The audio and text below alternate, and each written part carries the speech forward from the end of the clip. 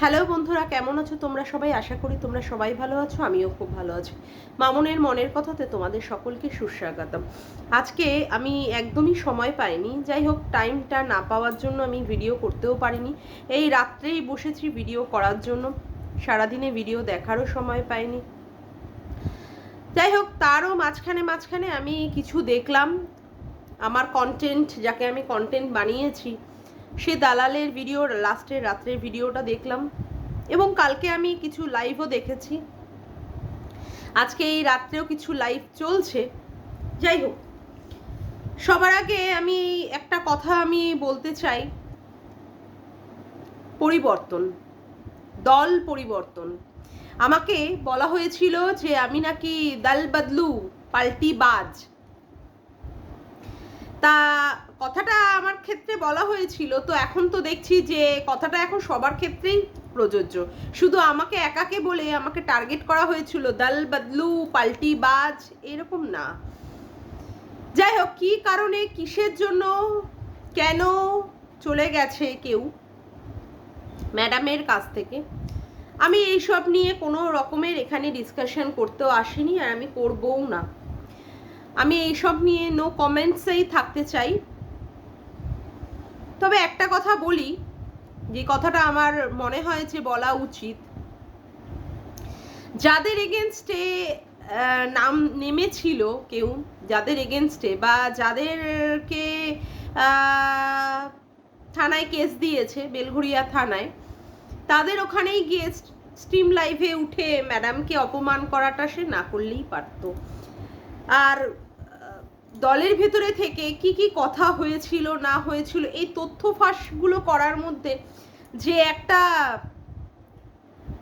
কি বলবো, এটা তার শিক্ষার সে পরিচয় দিচ্ছে। হতে পারে সে অনেক বড় অফিসার, হতে পারে তার মানে শিক্ষাগত যোগ্যতা বা তার চাকরি সূত্রে সে অবশ্যই আমার থেকে অনেকটাই টপ লেভেলের, অস্বীকার করার কোনো জায়গাই নেই। কিন্তু কথা হচ্ছে, একটা দলের মধ্যে আমি নাই থাকতে পারি, সেখানে আমার সাথে তাদের মনোমালিন্য হতেই পারে। তাই বলে সেই দলের যে কাজকর্ম বা ভিতরকার আভ্যন্তরীণ কথা, যে ইন্টারনাল কথাবার্তাগুলো গন্ডগোল হলো মানেই বাইরে বেরিয়ে এসে সেইগুলোকে আমি ধামাকাদার হিসাবে পরিবেশন করব বা এক্সপোজ করব, তাহলে তো বোঝাই যাচ্ছে যে আমি কি ধরনের মেন্টালিটি। আমি তাকে ছোট করতে চাই না, কারণ সেই ঔদ্ধত্য নাই হোক, বা সেটা আমার করার কোনো রকমের ইচ্ছা নয়। যার যা মনে হয়েছে সে সেই কাজটা করেছে। তবে ম্যাডামকে সবার সামনে এরকম খিল্লিবাজ সে না করলেই পারতো। হয়তো ম্যাডামের এখন কাজকর্ম তার পছন্দ হচ্ছে না, কিন্তু কোনো এক সময় তো ম্যাডামকে সে সাপোর্ট করেছিল, বা তার সাথে কালনা থানায় অমুক জায়গায় তমুক জায়গায় গিয়েছিল, বা ম্যাডাম যা যা করতে বলেছেন সেইগুলোও করেছিল। তো সেই সূত্র ধরে ম্যাডাম যদি তাকে তার কমিউনিটিতে দিতেও বলে, এগুলো তো একদম ভিতরকার সিক্রেট কথা না, যেগুলো আজকে একজন ফাঁস করছে দলের মধ্যে থেকেই, মানে বারংবার ফাঁস করছে। আজকে সেই একই পথযাত্রী হলেও আমাদের এই মহিলা, যাই হোক, তার যেটা ভালো মনে হয়েছে সে সেটা করেছে। তবে আমার জিনিসটা ঠিক একটা ভালো লাগেনি।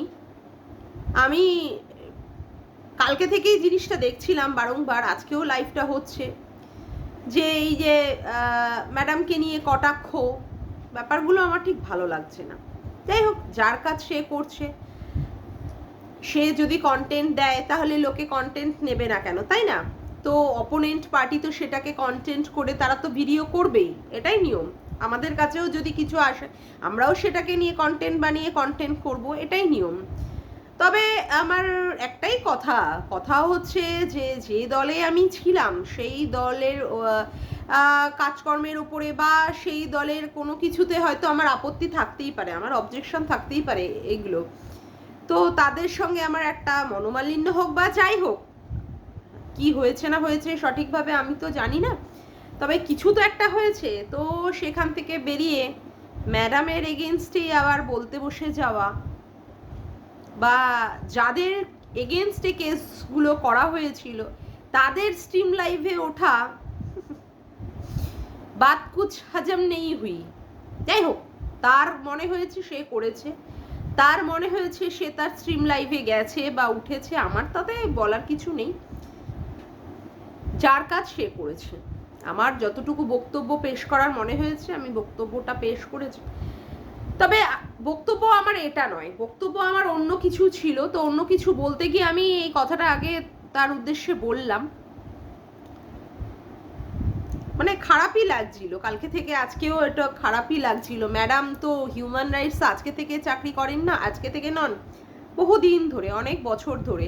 সেখানে উনি নিজের পরিচয় হিসাবে যা যা তুলে ধরেছেন, অনেক মানে অনেক কি বলবো, প্রচুর প্রচুর তুলে ধরেছেন।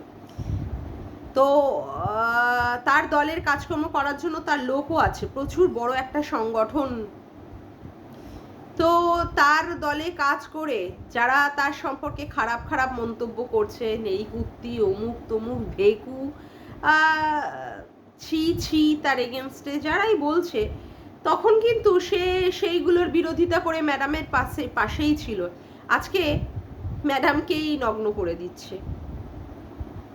খারাপ লাগছে, সত্যি আমার খারাপ লাগছে। যাই হোক, অন্য কথায় আসি।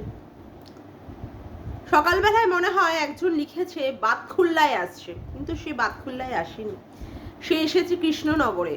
হ্যাঁ, তো আজকে তো দেখলাম আমাদের দালাল দিদি পরিষ্কার বুঝিয়ে দিল কেন সে কৃষ্ণনগরে এসছে। আসলে ব্যাপারটা হচ্ছে সীমাদের এগেনস্টে হয়তো কিছু কেস টেস করার জন্য।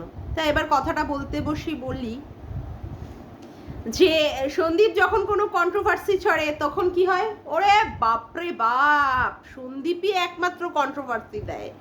ওর বউ তো একদম সাদা সিদে নেকু বাচ্চা কচি খুকি, ওরে বাবা খুকি, তাই না? হ্যাঁ, কিন্তু আজকে যখন সে বাতখুল্লার নাম দিয়ে একটা কন্ট্রোভার্সি ছুড়ে দিল, গেল কিন্তু কৃষ্ণনগরে। এই বেলায় আর দালালের কোনো কথা নেই না? সত্যি কি সুন্দর অন্যায়গুলোকে কি সুন্দর পট্টি পরিয়ে লোকের কাছে সত্য বলে প্রমাণ মানে পরিবেশন করতে পারে।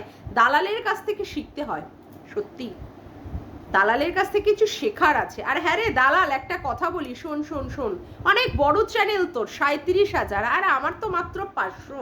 ঠিক সেই 500 চ্যানেল কোনো একটা বলছে কথা, সেই কথাটাও তোকে বেচে তোর ইউটিউবের ভিডিওতে সেটা বিক্রি করে বলতে হচ্ছে। ইস, এর মতো আর লজ্জার কিছু নেই রে। ভাতার শব্দটার আক্ষরিকগত অর্থটা আমি এক্সপ্লেন করেছিলাম, যে ভাত দেয় যে সেই হয় ভাতার। আজকে সেই শব্দটাই মানে তুই ব্যবহার করলি, ভাত দেয় যে সে ভাতার। বলছি তুই জানতিস না নাকি? না তোর ক্ষেত্র তো আবার ভাতার অনেকগুলো, মানে সামনে একজনকে দেখাস, পিছনে অনেকগুলো না? হ্যাঁ, পিছনে অনেক কিছুই রয়েছে রহস্য। ওই জন্য ভাই ডেকে ডার্লিং, না বান্ধবীর ছেলেকে miss you, oh my god. তোর কাছে অবশ্য ভাতারের সংজ্ঞা বা ডেফিনেশন অনেক অন্য কিছু। তবে একটা কথা বলি, তোর এতটা ওই খারাপ অবস্থা চলে আসলো, 500 চ্যানেলের বলা একটা ওয়ার্ড নিয়ে তুই বলতে বসে গেলি, কি অবস্থা রে, লজ্জাও লাগে না? ছি ছি ছি ছি। আমরা তোর, তুই বড় চ্যানেল তার জন্য তোকে নিয়ে কন্ট্রোভার্সি করছি, তোকে কতটা রেসপেক্ট দিচ্ছি, কতটা পপুলার তুই আমাদের, আর তুই আমাদের কথাগুলো বলে বলেই লোকের কাছে আমাদের মানে আমার পরিচিতি বাড়িয়ে দিচ্ছিস। তোর দুরবস্থা এটা, আমার এটা অবশ্যই ভালো ব্যবস্থা, তাই না? আচ্ছা, তুই বললি বটে সীমাদি নাকি এই সন্দীপ আর ভাঙা টেন, লোহা ভাঙা, গামলা ভাঙা আছে নাকি বৌদিরা, দিয়ে যাও দিয়ে যাও দিয়ে যাও, আরো অনেক কিছু নানান রকমের রকমারি জিনিস পেয়ে যাও, নিয়ে যাও নিয়ে যাও নিয়ে যাও। বুঝতে পেরেছিস কার কথা বলছি? এদের দুজনের মধ্যে সম্পর্ক হতে দিচ্ছে না। ও মা, কি বলছিস রে? তা বলছি কি, সীমাদের জন্যই কি ওদের সম্পর্কটা ভেঙেছিল নাকি? ওরা হাসাস না, বড্ড হাসাস। কি বললি তুই নাকি সন্দীপকে কোনো নোংরা বাজে কথাই বলিসনি? ও বাবা, সত্যি সিরিয়াসলি? ওরে বাপরে, কি নাটক মাইরি জানিস? ওরে বাপরে বাপ, বহুত বড় খেলোয়াড় তুই, বহুত বড় খিলাড়ি। এবার আসি, যখন এ কমিউনিটি পোস্টটা দিয়েছিল গামলা রানী, তখন কি সীমাদি ছিল সন্দীপের পাশে? না তো। যখন ও ওইগুলো খোলাখুলি ব্রায়ের হুক, ব্লাউজের হুক খোলাখুলি করছিল, তারপরে সেক্স চ্যাট করছিল, তখনও কি সীমাদি ছিল? না তো। গামলা যখন এইগুলো করেছে ল্যাটার সাথে, তখন তো সীমাদি ছিল না। তাহলে কি করে সীমাদির জন্য ওরা মিলিত হতে পারছে না? সীমাদি তো ভাঙনের কারণ নয়, সীমাদি তো ভাঙনের কারণ নয়। তাহলে তুই বারংবার সীমাদিকে কেন টার্গেট করিস? যে সীমাদি একমাত্র ব্যক্তি যে কিনা সন্দীপের সাথে গামলার সম্পর্ক হতে দিতে চায় না। আরে বুঝাতা কি বললো, ওর কথা বাদ দে, ওর কথা বাদ দে, ও তো পাল্টিবাজ। ও এখন এই কথা বলবে, 2-5 মিনিট পরে সেই কথাটাকে ঘুরে গিয়ে অন্য কথাতে চলে আসবে। ওর কথা আমি ধরি না। এই যে দেখ, এত গালি খেলো, এত গালি, ওই কি বলে টিয়া পাখি নিয়ে ওখানটায় ঠক ঠক ঠক ঠক্কর খেলো, মানে গোপন অঙ্গে গরম মোমবাতি ঢুকিয়ে দেওয়ার মতো খেয়ে গেল ছ্যাঁকা, বুঝলি? তারপরেও সে ভালো হয়ে গেল, তারপরেও তার নামে সে কেস করতে মানে করেও তারপরেও ম্যাডামকে বদনাম করছে। এই তো হচ্ছে সে।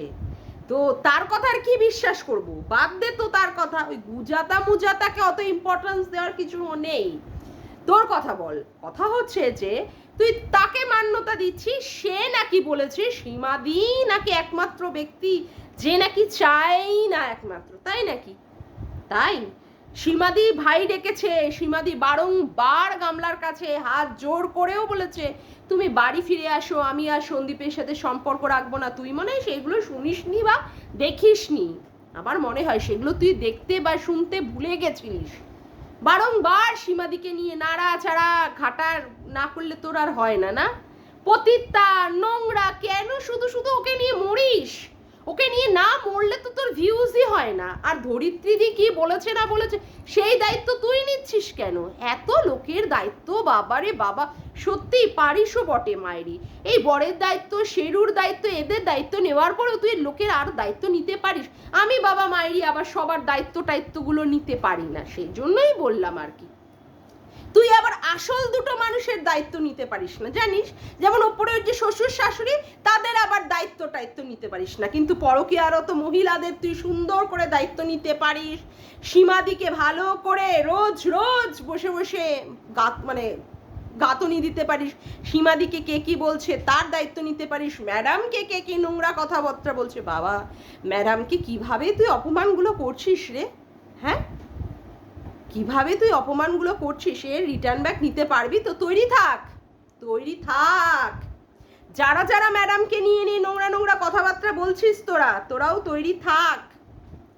এর ফল তোদের কি দেখতে হবে বা কি ভুগতে হবে। কথাবার্তা একটা রুচিশীল ভাবেও বলা যায়। হতেই পারিস অপোনেন্ট পার্টি, হতেই পারিস, তার কথাবার্তা চাল চলন আচার আচরণ নাই আমাদের ভালো লাগতে পারে। হিসাব মতো যদি তোকে নিয়ে আমরা কন্ট্রোভার্সি করি বা অমুক করি, তাই বলে এই লেভেলের গিয়ে কুত্তা নেরি কুত্তি, ইউ মাই গড, কি সব কথাবার্তা! তুই না একটা বাংলায় বিএড করা মেয়ে, তোর মুখে ম্যাডামকে এই ধরনের মানে নোংরা ভাষায় আক্রমণ!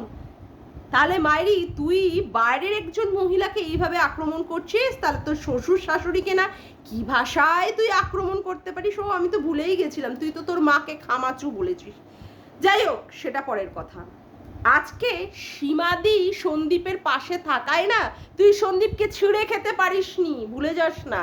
তুই যেভাবে প্রত্যেকটা কন্ট্রোভার্সি ক্রিয়েটারদের ছিঁড়ে মুখ দিয়ে নোংরা ভাবে আক্রমণ করে তাদের মলেস্ট করেছিস, পুরো জামা কাপড়, পুরুষের জামা কাপড় পুরো খুলে দিয়ে তাদেরকে পুরো উলঙ্গ করে দিয়েছিস।